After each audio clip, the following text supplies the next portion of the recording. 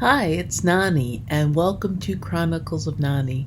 It's my YouTube spot where I talk about my life with progressive MS and my life living in a wheelchair. If you look at me, my shirt's a little disheveled, and my hair is. I need a woman. I need a woman so bad. I've said that before. I need a woman. I need a millennial. Somebody who can do the whole make a girl look good on the computer thing. But I do as best as I can when right now I've got men helping me. I actually look pretty well lit and in focus, which means you can see every gray hair that I've got. Thank you very much. Don't count them, please, and do not leave in comments how many you counted. Let's just pretend it's auburn, and it's all auburn. If you like the little jokes about it, the optimistic view that it would be easy not to have with progressive MS and with I have to have somebody help me get dressed or get me dressed and put in the wheelchair just to get out of the house for a while. So it would be real easy to just sit back and be depressed about that. I refuse to let that happen. If you find that something that's inspiring, by all means, subscribe. If you haven't subscribed yet, subscribe now, because it gives you a chance. If you hit that reminder bell after you subscribe, you'll even get an email saying, hey, Chronicles of Nani's got a new one coming up this Friday. I'm not worried that I'm not being helpful to enough people, but the subscriber number still makes my ego feel good. And sometimes that little my ego feels good is the one good thing that you can say, look, I got another subscriber. And I can say, no matter how lousy the day has been, I got another subscriber. I feel good about that. So if you haven't subscribed and you think you'd like to, I would love it if you did. Welcome to my cyber coffee shop. And it's a cyber coffee shop first, because I have coffee. And I usually have a coffee mug to tell you about. So here is my coffee today, which is done in my sippy cup. So part of that light taupe, dark beige, whatever you want to call it, sippy cup that my cold sweet tea is in today was that I don't know where I'm going with the vlog today, which is interesting. I went through a couple of things and what have I got already put together because I'm running late on getting things done. It is Monday afternoon that I'm recording instead of Saturday morning, so that puts me a little bit behind. So I'm just sort of throwing together, what am I going to do? We're going to start today with a little piece of little kitten. Say hi to everybody, Casey. This isn't cheating.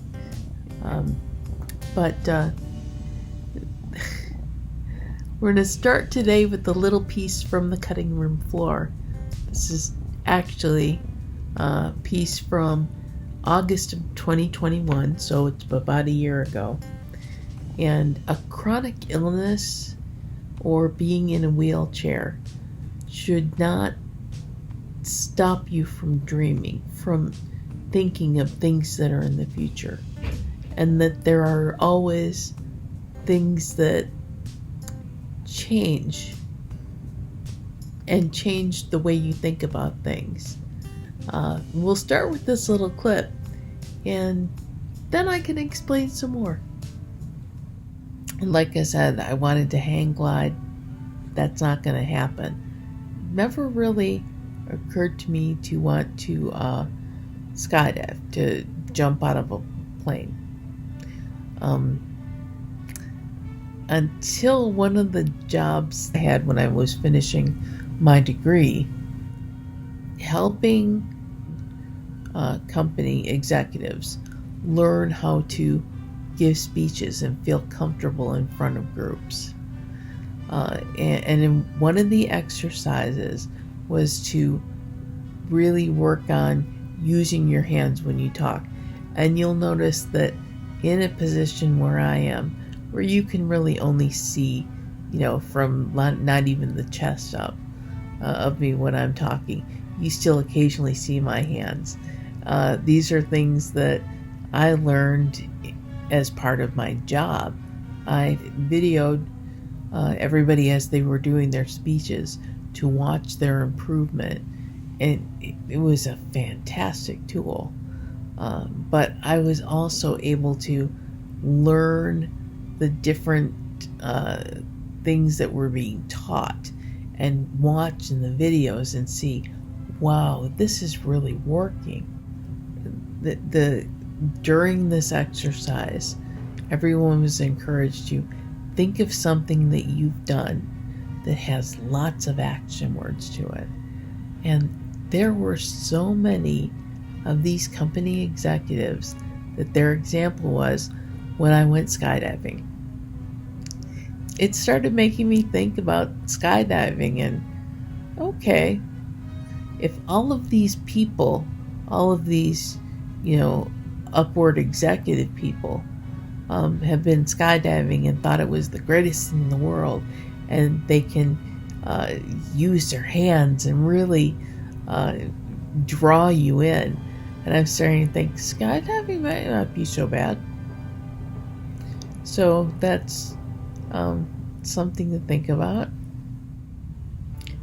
Thanks to the ADA, updates to the ADA, and updates that they are still working on to make things even more accessible for those of us in wheelchairs or using some sort of assistive device to get where we're going. There are things that are constantly opening up and getting even better. Things that I've been reading, I know that there is a place in California where with a wheelchair you can get onto the gondola for a hot air balloon ride. And it's got a clear bottom, so you can look down and see the tops of the trees and everything that you're flying over. For some people, that's kind of scary. In one of my openings in the past, there was a picture of me on the top of the CN Tower, standing on the glass that lets you look down. And I think stuff like that is fun. To be able to say, yep, it looks like I shouldn't be here, but I am.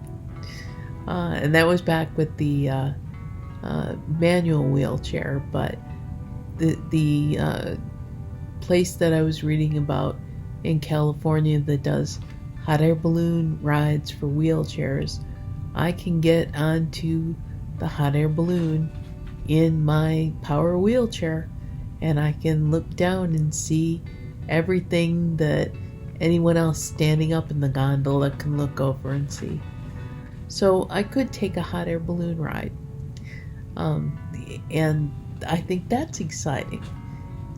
It's not that there are places like that everywhere you go. That's something that you can make it a destination stop. Or certainly if you're watching and you're in the area around California, look up and see exactly where you can take a hot air balloon ride in a wheelchair. And that will give you something else that you can do as a overnighter destination, or even a day trip, or it's something that you can plan for otherwise.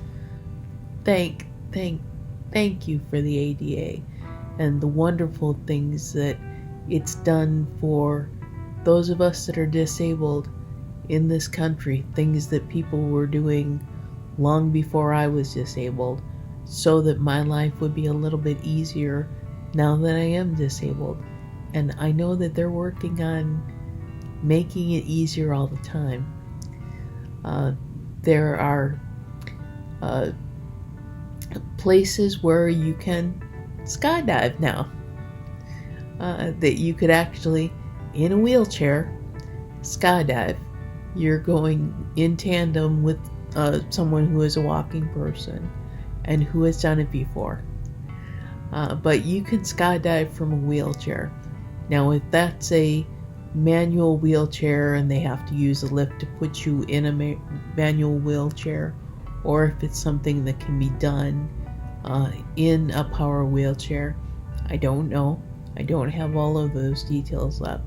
Just in some of the quick things that I've been reading, those things are available. And there are places where in a wheelchair you can skydive. And when, as a walking person, I was thinking, oh, maybe skydiving is something I'd like to try. And then I end up in a wheelchair, and you know what? Maybe skydiving is something I'd like to try. And I can still look that as, something that, yeah, in the future that could happen. So it's going through, we all have computers or phones or libraries that have computers with access to the internet. So you can find out, where can I go to skydive? Where can I go to be in a hot air balloon?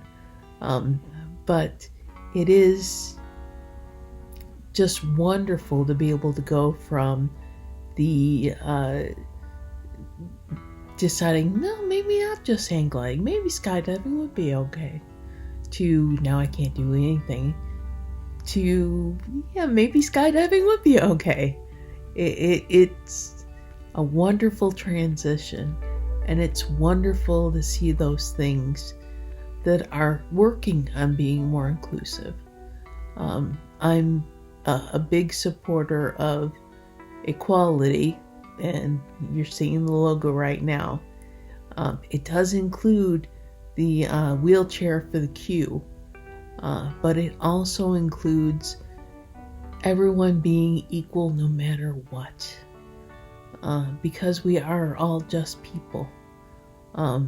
Doesn't matter the color of your skin, it doesn't matter your gender, it doesn't matter whether you can walk and jog or if you're in a wheelchair or anything in between.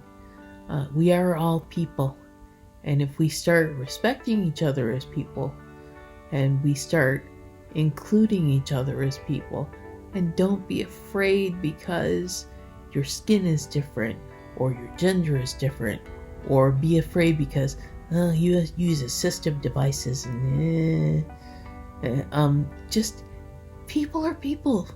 Treat each other like we're all people. That helps.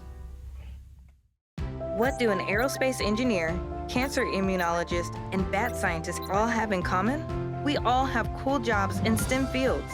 Whether it's building robots or learning to code, girls everywhere are finding their passion for science, technology, engineering, and math through positive role models and mentors. So dare to dive in, get connected, and explore. You never know what your future may hold. Learn more about these and even more cool jobs at shecanstem.com. The next thing I'm going to show off is a scrapbook page I did a while back, but it has a little bit of everything to do with looking at the optimistic side of being in a wheelchair. I started out one morning waiting to pick up the bus to go to an appointment, and it started snowing. And I was dressed to be out in the weather, but you need to be out when the bus tells you it's time to pick you up. I would make a phone call, confirm that the bus is on its way. And you can't be leaving a ramp that's in the back of your house to go to the end of your driveway, as soon as you see the bus come up to the end of the driveway, you're supposed to be at the end of the driveway. So the snow started falling, and it started falling kind of quick. So I started out in a clean driveway, or clean slate, and then I ended up with a all-white driveway. And if you take a look at the page that I call Lemons to Lemonade, you can see where the snow turned into, or it made the driveway turn into a white palette waiting to be painted. And I was able to take with my power wheelchair, and it shows you in the close-up too, where it highlights it a little bit. But I was able to, with my power wheelchair, write Nani in the snow. And that's something that I did that was silly and fun, and my inner tomboy just had a blast doing that. Writing the Nani in the snow, and it's something that, I can walk around and drag my feet and write my name in the snow. Not as much fun as, I can do this in a wheelchair. That's, I don't know, tougher. That I can do a little bit more. And that's kind of cool. I've said it before, I hate snow. So it's not like, oh, it's snowing, how sweet. It's like, oh my God, I'm sitting out here in the snow waiting for the bus.